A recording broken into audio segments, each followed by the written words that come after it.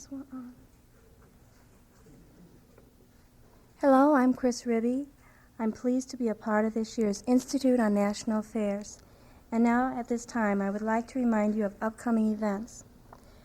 Tonight's lecture will be Television and the Control of the American Spirit, presented by Jerry Mander at 8 p.m. in Benton Auditorium. For tomorrow, there will be a film, Fried Shoes and Cooked Diamonds, at 12 noon in the Pioneer Room, Memorial Union. The afternoon lecture will be The Computer and the Arts, presented by Charles Dodge in the Recital Hall at 3 p.m. The evening lecture will be Human Creativity, Our Never-Ending Frontier, presented by Willard Boyd at 8 p.m. in the Recital Hall in the Music Hall. And now I am glad to introduce Professor David Ehrenfeld, whose research and concern in the area of environmental conservation has resulted in a pursuit for a better environment. His academic credentials include a BA in American History from Harvard, a medical degree from Harvard Medical School, and a doctorate in zoology from the University of Florida. He has taught at Barnard College, where he founded one of the first interdisciplinary courses in the country on the development of the human sex differences. His research has been with sea turtles, and he was an organizer of the first World Conference on Sea Turtle Conservation held at the State Department in 1979. Among his many works, 3 of them, Conserving Life on Earth, The Arrogance of Humanism, and a novel, The Chameleon Variant, which he co-authored with C.K. Mack, are quite relevant to his lecture today. Will you please welcome Dr. Ehrenfeld?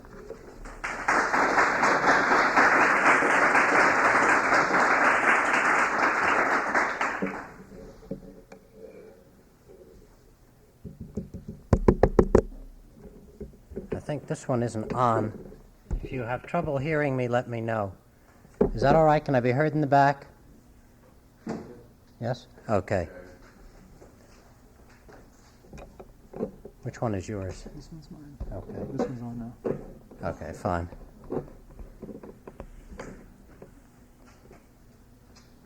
Well, thank you for the introduction, Chris. Whenever I hear an introduction, I always think how easy it would be, knowing that the speaker always supplies the information to make up all kinds of wonderful things about oneself. We had a weatherman in New York who was on CBS for many years, and they always introduced him as Dr. I forget his name, Dr. John Smith. And then after about 5 or 10 years of this, they discovered he had invented his doctorate. And suddenly we no longer heard him on the air anymore, which was a shame because he was the best meteorologist in the city. Today I want to talk about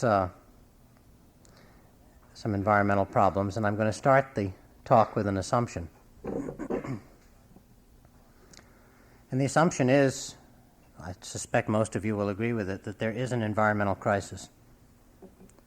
Some of the major elements of the crisis are the poisoning and the loss of agricultural soils, the poisoning and depletion of groundwater reserves, the loss of agricultural crop varieties, the rapid and unprecedented loss of animal and plant species, which they say may already be disappearing at the rate of 1 an hour, and possibly may accelerate to the rate of 1 a minute, becoming extinct by the end of the century, at least in some areas. Global deforestation, especially in tropical countries. Air pollution, acid rain and its consequences, particularly on temperate zone forests and lakes. Alteration and degradation of surface waters, including the oceans. And of course, something that I won't talk about today, the ever-present shadow of nuclear accidents and nuclear war. I don't believe that there's any serious scientific argument against the existence and imminence of these horrors, this sort of catalog of catastrophes, nearly any one of which would be sufficient by itself to bring down civilization as we know it, if it went far enough. I would also add to this list, and I think this is more legitimately controversial, such things as the deterioration of the human social environment, including the loss of cultural diversity, which I call the McDonaldization of America, actually of the world, loss of human skills, an increase in violence and frustration, degradation of the quality of work, loss of cultural continuity of the past, fragmentation of one's coherent communities, the growth of materialism, increase in loneliness, the simultaneous oppression and devaluation of women, the utter inadequacy of prevailing political institutions, both of the right and of the left, I'm quite impartial in this respect, to cope with all these problems, and the similar inadequacy of administrative and regulatory agencies to cope with the problems. So that's my assumption. It's a pretty big assumption. That's not what I came to talk about today, that this is happening. It's where I'm starting from, in other words. I've spent 10 years arguing about the existence of this crisis to students and lectures, while the crisis has gotten steadily, rapidly, relentlessly worse. And now I don't argue about it anymore because I think that's a waste of time. I take the position that any intelligent and or understanding person knows that there's an environmental crisis, or a series of them, and will admit it unless he or she is on the payroll of Mobil Oil or Dow Chemical, or is in some other way morally handicapped by pocketbook or ego. So now it's time, I think, to go on to the next stage in discussion of what's going to happen to all of us, at least from one person's point of view. Of course, it's a pretty gloomy place to start from, rather dreary. Every time I drive to New York City and go through the Holland Tunnel, which takes you into lower Manhattan, I pass somewhere in Jersey City, I guess, or near Jersey City, a restaurant called, appropriately enough, the Terminal Diner. And I've always imagined it to be filled with my fellow environmentalists most of the time, sitting there weeping into their coffee and hash brown potatoes about the state of the world. Now, I do have to admit that if one does a careful job of describing the environmental crisis, which takes me usually about 40 hours of lecture and discussion just to outline in one of my courses, then one leaves the impression of a hopeless, terminal state of affairs. So is it hopeless? Some of my students get very depressed, even, I think, almost clinically depressed in a few cases, by the material in the course. Not just what I tell them, but what they read in scientific papers. It's usually the best and the brightest students who are affected. And my concern for them has led me recently to ask myself a couple of questions. First, is there something wrong with me that I can talk about this stuff week after week, year after year, without ending up in a pleasantly padded little room in a securely locked building filled with people who think that they are Jesus, Napoleon, or Joan of Arc? And second, and the answer to this question I think answers the first one also, is there, in spite of the reality of the crisis, some kind of equally realistic basis for hope? For hope that it won't end up in the way that all too often it seems as if it's going. So far in my search for the sources of hope, bases of hope, I've come up with 5 different ones. I love to make lists. So now I've got 5 different kinds of hope. At least 3 of which, the last 3 I'll talk about, I think are solid and realistic. As I talk about these reasons for hope, please remember that I'm not saying that they are entirely independent of each other, that they're mutually exclusive. I think it quite possible that several of them could turn out to be right at the same time. I think all the ones that I feel are correct, the 3 last ones I'll talk about, could very well be right at the same time. Now, the first one that I'll mention is the one that I thought of last, and it certainly is one of the feeblest of the 5. Actually, I didn't think of it myself. Not long ago, I got a phone call from a TV producer in Salt Lake City He had just finished making a special program on different views of the future, and he was very dissatisfied because of all the people he had interviewed. Even those who had presented the gloomiest view of contemporary society had ended their presentations with a very rosy and entirely unsupported hope that, quote, everything will turn out okay. So here he had spent hours filming these people, and they'd been telling him all kinds of terrible things about the world. And when he'd asked for the summaries, everyone was ending with this bland feeling that things were going to be fine somehow.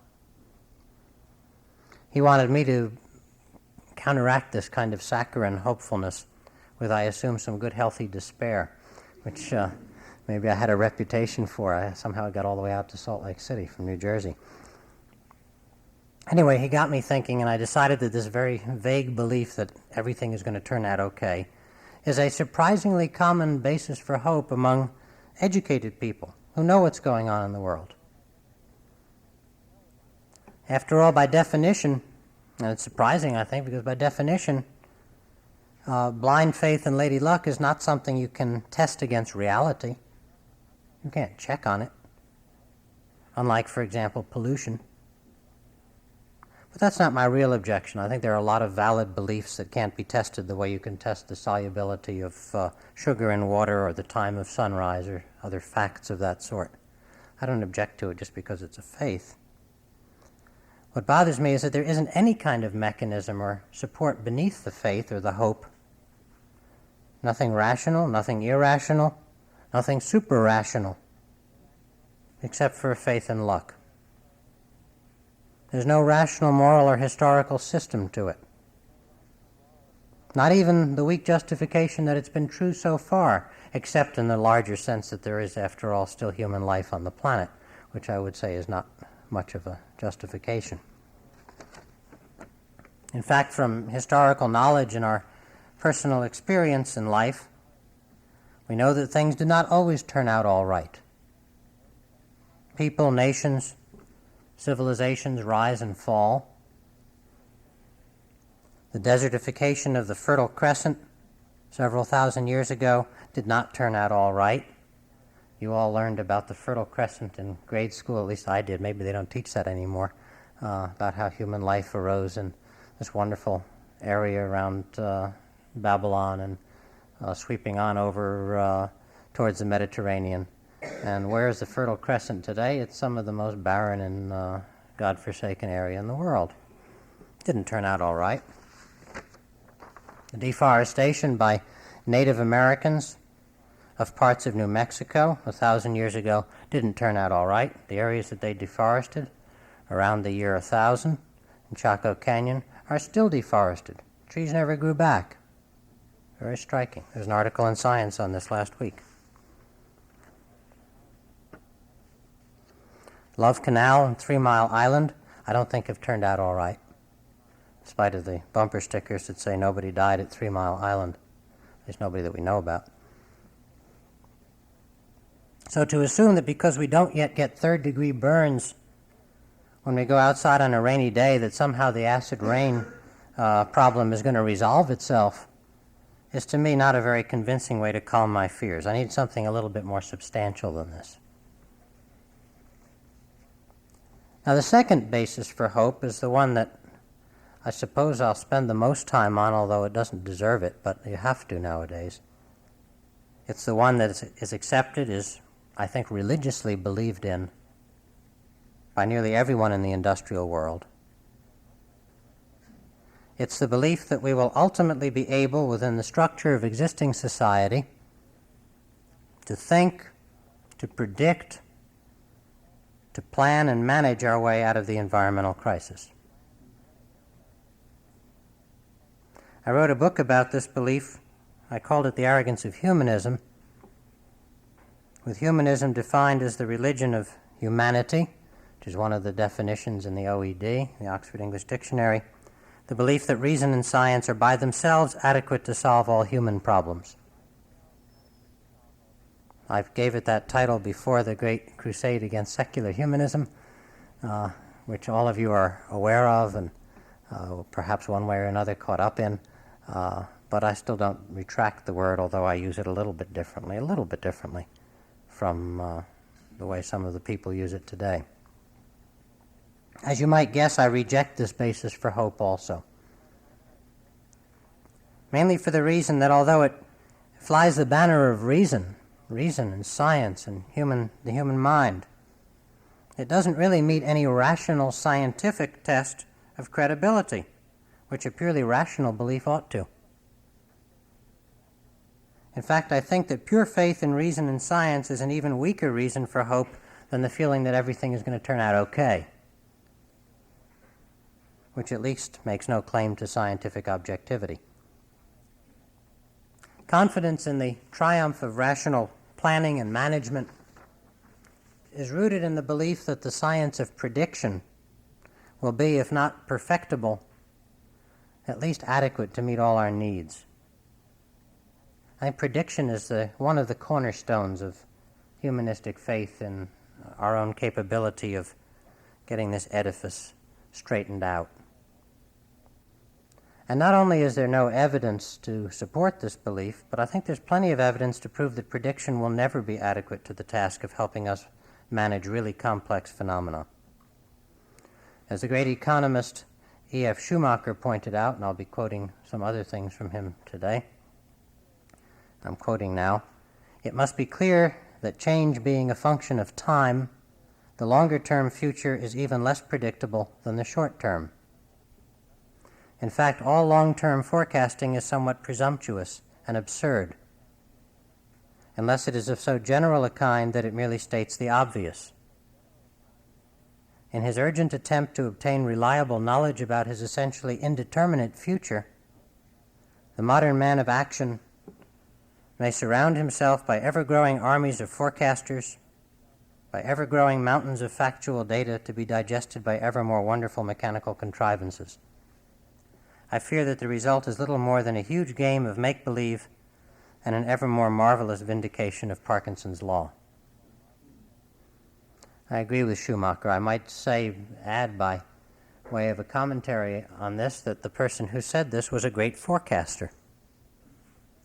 This was the man who in the 1950s, as the chief economic advisor to the British Coal Board, which was the largest socialized industry in the Western world, forecasted the rise of OPEC.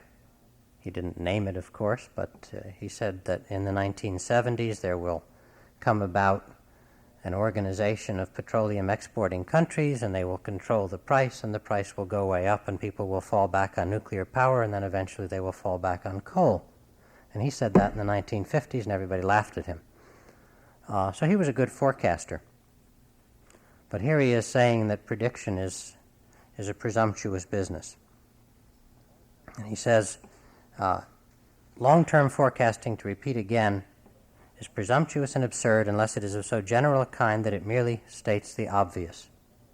I think anybody who listens to the long-term weather forecasts, as I do very religiously in the National Weather Service, knows that this is a correct statement. The farther off they are, the more idiotic they are. When they get 5 days ahead, it's usually pretty random what happens.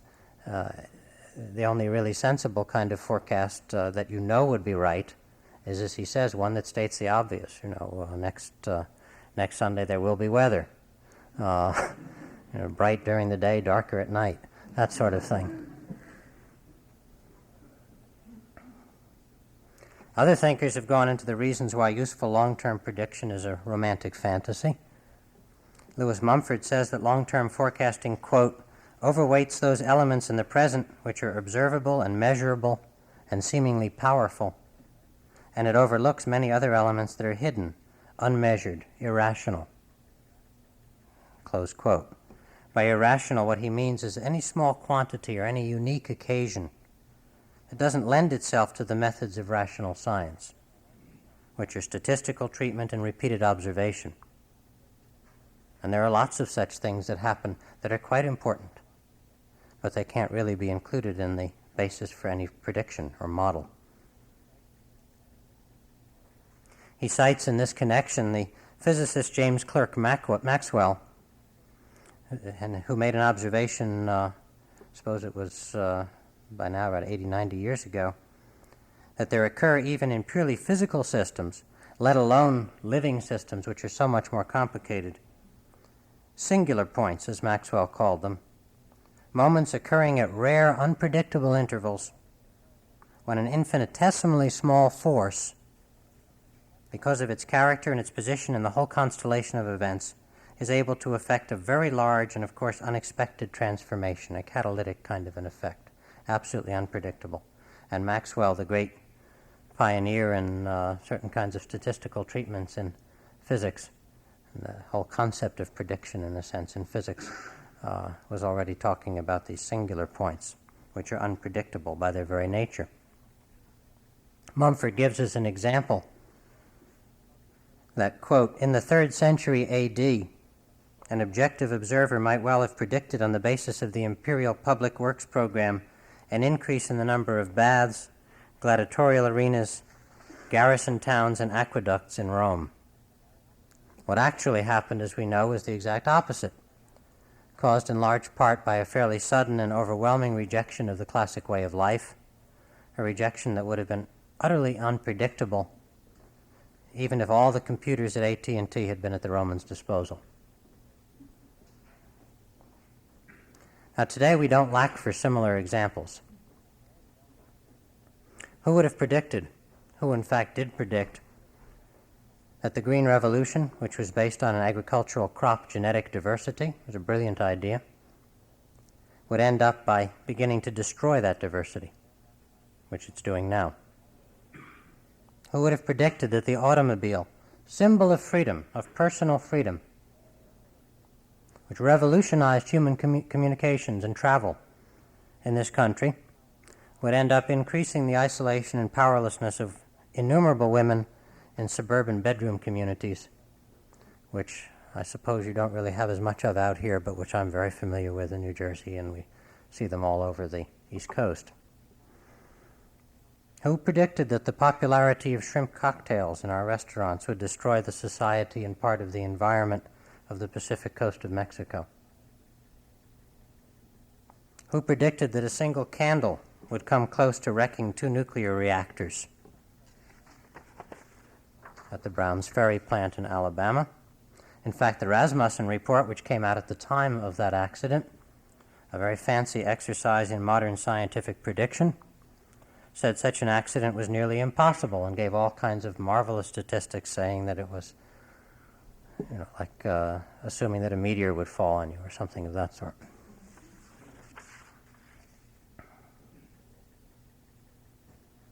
Who predicted that the use of DDT on American farms in Missouri and Iowa, other states, would help reduce the thickness of eggshells among pelicans nesting in Louisiana? I don't think anybody predicted that one. Who predicted that the overhead factor on scientific research grants would contribute to the moral disintegration of the American university? In hindsight, I think every one of these events is easily understandable, but they weren't predicted. I don't see how they could have been predicted, even if all the facts on Earth had been assembled in one place.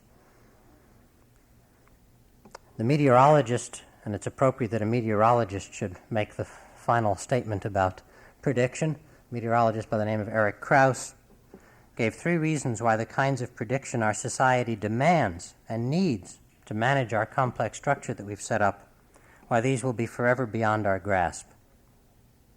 First, he says, and I'm quoting, we can never know the present completely. We can never describe the present completely. It's impossible. Second, we're not able to make errorless deductions from what we do know. And third, our limited imaginations may prevent us from asking the right questions, even assuming the other 2 statements were not true.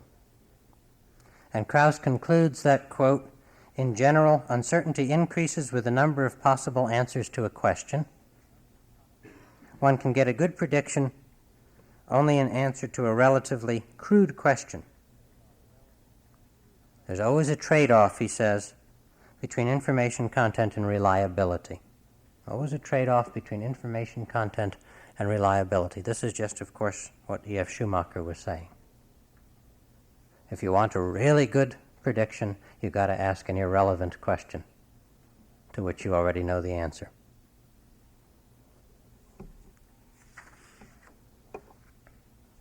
Before I leave the subject of prediction, I want to give one brief example from my own experience, which I think may amuse you a little bit. Didn't amuse me. This demonstrates the principles I've just been talking about. For more than 20 years, since about 1960, I guess, various scientists have been trying different methods of increasing the size of endangered populations of sea turtles in this hemisphere, in the Caribbean. Conservation techniques have varied from the simple to the complex, from fencing off a nesting beach and keeping people and other predators away, which is about as simple as you can get, to raising and breeding sea turtles in captivity. One of the most popular techniques involved hatching sea turtle eggs in styrofoam boxes. Styrofoam incubation boxes, that makes them sound pretty complex and technical. Actually, they're just the little styrofoam refrigerators you buy for putting a six-pack in. And then when the hatchlings appear, and they hatch quite nicely in these boxes, releasing them after various lengths of time in captivity. Millions of baby sea turtles have been hatched this way, in one kind of incubation box or another. We have taken, in the years roughly 1960 to 1970, Dr. Archie Carr, who was my teacher and is a great zoologist, cooperated with the U.S. Navy in the Caribbean in a project which was certainly the most popular thing the U.S. Navy ever did anywhere, called Operation Green Turtle. And they would come down to our camp in Costa Rica, which is on a little spit of land with a river behind and the ocean in front, and they land a great big Grumman albatross. I don't think they have them anymore. I think it was a 4-engine plane, if I remember, an old propeller-driven 4-engine plane, air-sea rescue. They landed on the river, and we'd always hope they wouldn't hit a log or something like that, or a crocodile. And then a crew of about 9 men would get out, and they'd swarm all over the camp and fix everything that was broken, and be kind of generally pleasant. And then they'd load up the plane with about 20,000 or 30,000 baby sea turtles, which we had hatched out in a hatchery, sometimes on the beach, sometimes in styrofoam boxes.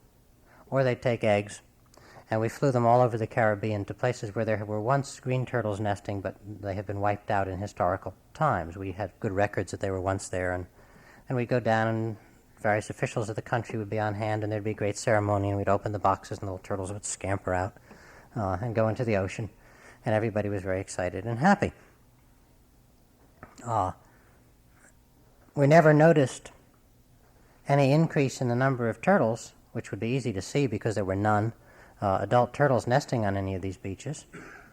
There's several possible reasons for this. One is we've discovered just recently that it may take these green turtles as long as 40 years to reach sexual maturity, so we may have a while to wait. But then 2 or 3 years ago, we discovered something else, and this was kind of ominous.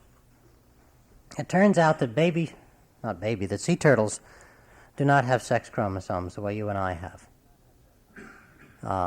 They just have little dots and dashes and pieces of dust for chromosomes, microchromosomes and some macrochromosomes, and it's you can't see anything that look like sex chromosomes where there's, let's say, a Y would mean a male and 2 X's would mean a female, as it is in mammals. In fact, when they're conceived and when the egg is first laid, it can become either male or female. And what determines the sex is the incubation temperature of the nest. If it's warm, if the turtle happens to put her nest in a warm part of the beach with no shade, no palm trees around, no coconuts, no tall grass or cocoa plum, flat area, sun beating down on it, we generally see mostly or all females in the hatching out. Mind you, you can't tell what sex they are at birth unless you take apart the baby turtle, and that's the end of it. So it's the kind of thing that we could perhaps be pardoned for not knowing. If the female puts her nest in a cool part of the beach, in a shady area or a north-facing slope, then you sometimes get nothing but males hatching out, or half males, half females. Well, I think some of you are probably thinking the horrible thought that popped into our minds when we first learned about this. After the initial excitement and gee whiz phase was over, we all got the same thought simultaneously. Oh my God, what about those styrofoam boxes?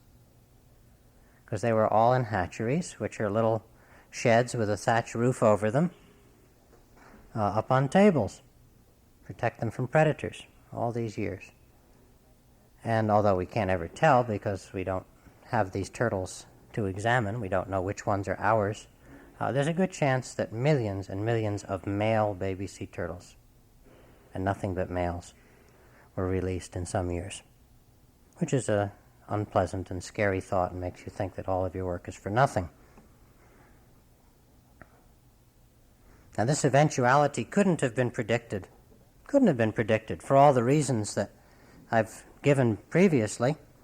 But it's true, and the only real excuse I have for myself, it is true that a number of us did predict, before we knew anything about temperature and sex development in turtles, that if we abandoned the simplest method of conserving sea turtles, which is just protecting their beaches and leaving them alone, that as soon as things got too complicated and we were fiddling around with boxes and incubators and fancy methods, and trying to manage complex systems that we didn't understand, that something bad would probably happen. And of course something did.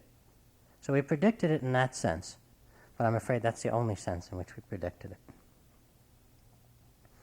Okay, so prediction is a problem in a complicated system, and you realize the sea turtle thing isn't really very complicated compared with predicting what's going to happen in the United States economically, something of that sort.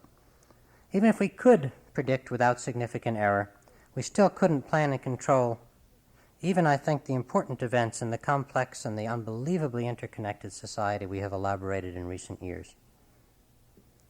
I don't think that one needs much in the way of theoretical reasons to back up or explain this, I think, evident fact. Nevertheless, the theory is there if you want it.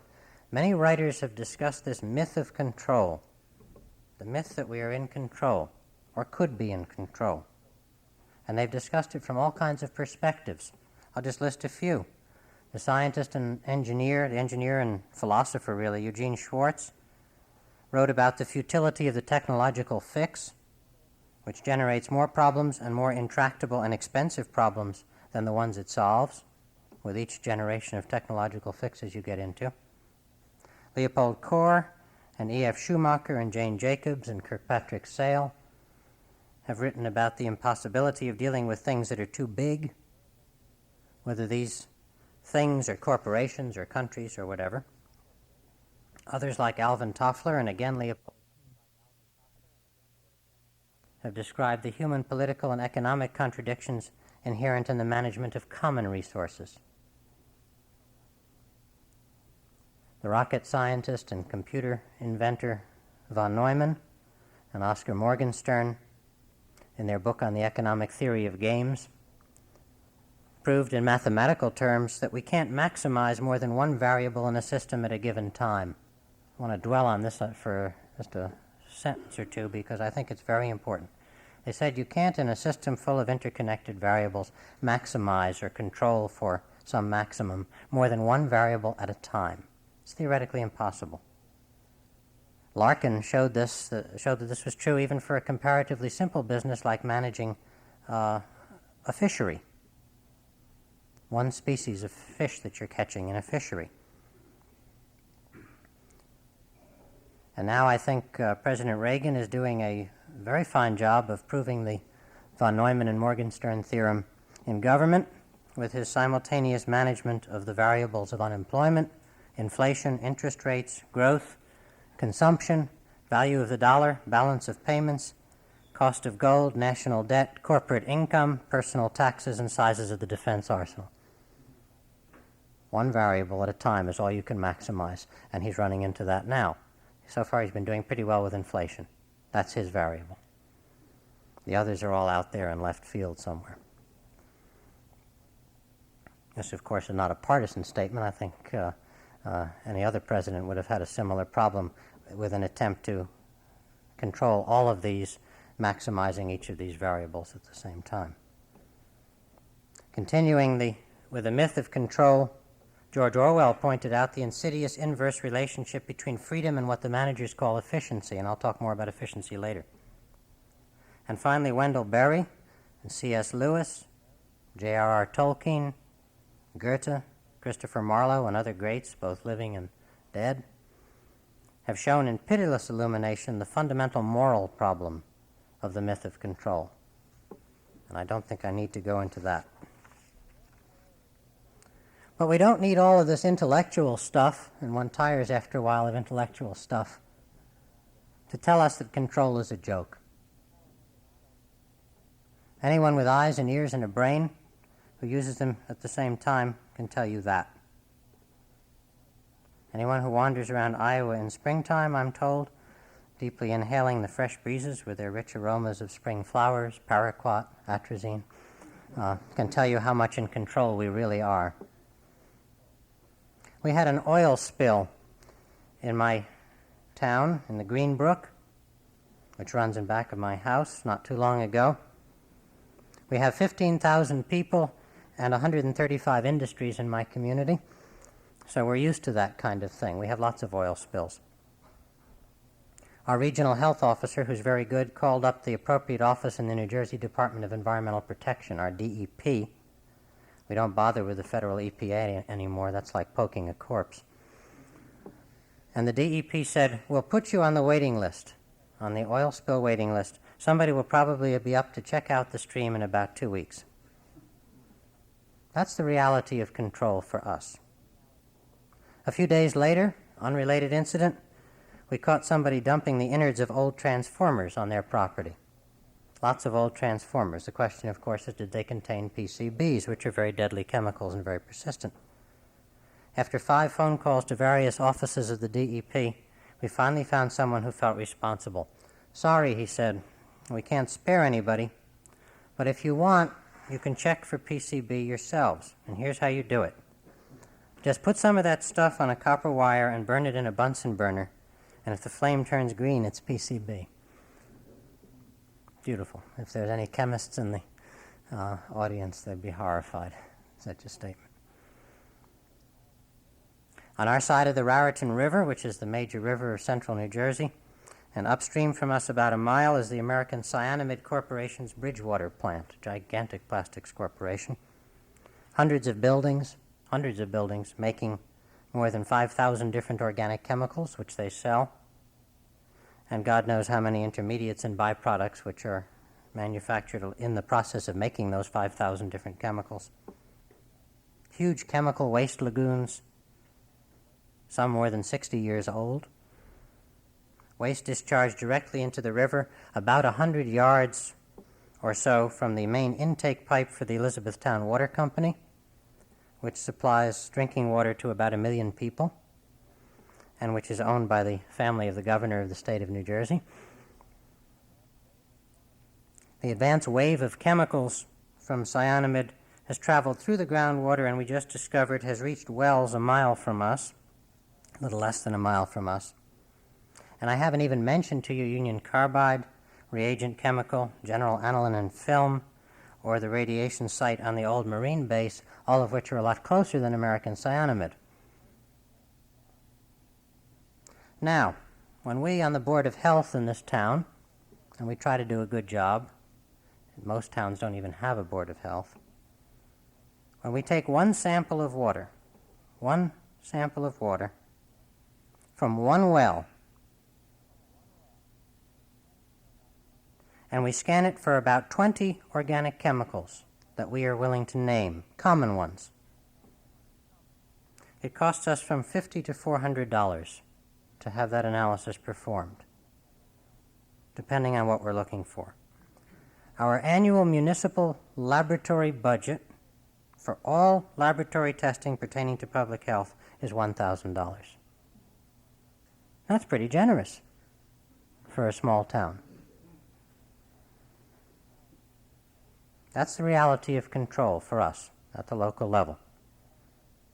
A few months ago, when a repeat analysis confirmed that the drinking water from the well of one family in town contained 990,000 parts per billion of trichloroethylene, which is slightly above the permitted standard.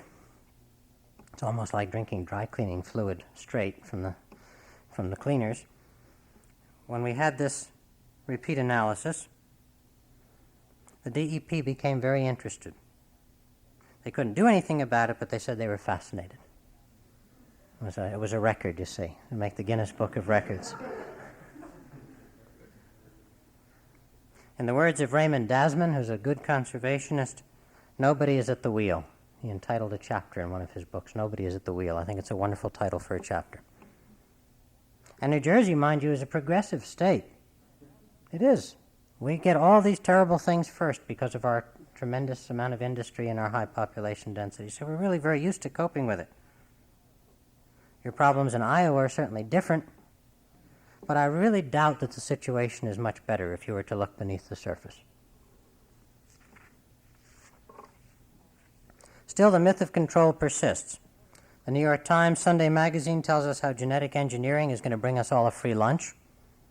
Unaware, it seems, that the last free lunch they wrote about so glowingly, the Green Revolution, has just about killed agriculture. As the problems become more overwhelming, each manager restricts the scope of his or her concern. For example, do your children's pajamas go up in flames if you drop a lighted match on them, or your cigarette? Okay? Don't blame the society. God forbid you should blame the society that substituted flammable synthetic fibers made out of non-renewable petroleum for the old-fashioned natural fiber called cotton made from renewable plants. Don't blame the society for that. We'll just add a flame-proofing agent. Next step. Does the flame-proofing agent cause cancer? Absorbed directly out of the pajamas through dry skin of an infant? Well, let's find another flame-proofing agent. That's the approach. And sell the old stuff to the folks in Guatemala. And so it goes. You have to understand that in criticizing this irrational faith in thinking, predicting, planning, controlling, I'm not criticizing the scientific method, which is marvelous when it's used appropriately and when its limits are recognized, nor am I criticizing reason, which we obviously have to employ if we want to live. Nor am I saying that people have not thought and planned their way out of troubles in the past. Obviously we have.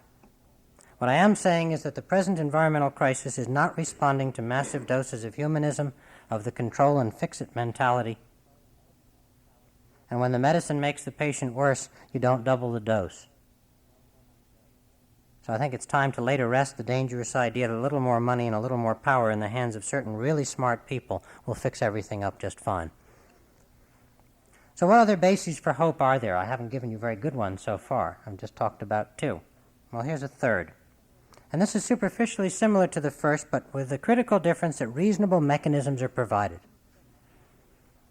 It's passive, true, like the belief that everything is going to turn out okay, but it says they're going to turn out okay because it gives a reason.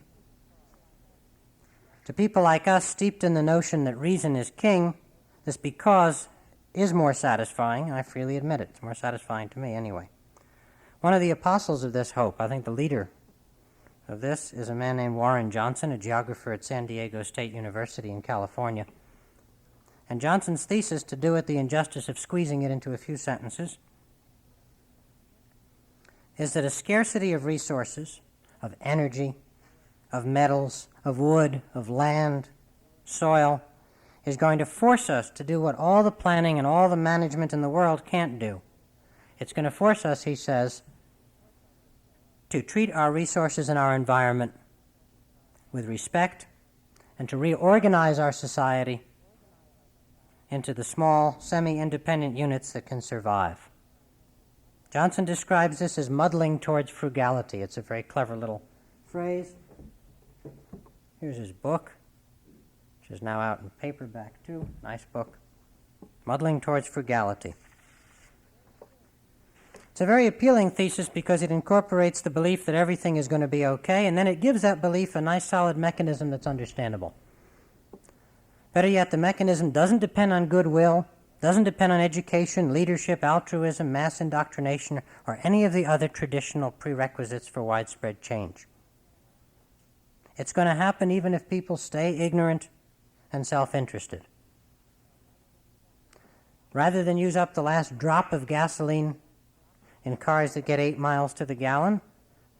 We're going to turn to small cars, says Johnson, even if we don't like them very much. I think this sort of thing we can begin to see happening. And what about the planners and the managers? Johnson writes, and I quote, "To my mind, the call for national planning more and more sounds like the echo at the bottom of the barrel. Otherwise, those making the call would instead be calling for specific measures. This is the way we have always responded in the past. In these days, when we still have hopes of winning the war against scarcity, I suppose there is no harm in hiring a small army of planners to work on energy, economics, and so on. Assuming that planners will be as ineffective as they usually are, especially since they will be working on an impossible task, it should not cause too much harm." Close quote. In the meantime, people